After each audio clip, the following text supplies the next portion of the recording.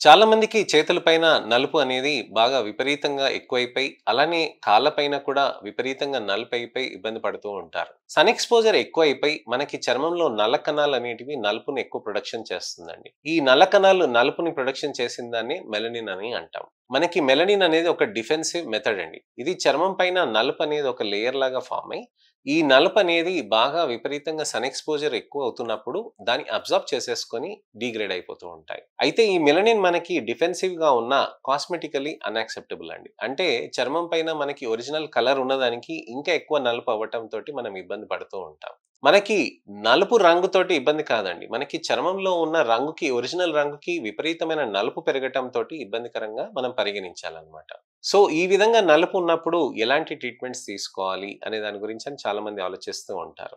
నేను ఎప్పుడు కూడా మందుల్లో ఫస్ట్ సన్ స్క్రీన్ అని చెప్తానండి. సన్ స్క్రీన్ అనేది మనం ఖచ్చితంగా వాడాల్సిన అవసరం ఉంటుంది. సన్ స్క్రీన్ అనేది విపరీతంగా మనం పెడుతూ ఉంటేనే మనకి టానింగ్ అనేది ఎక్కువ కాకుండా ఉంటుంది.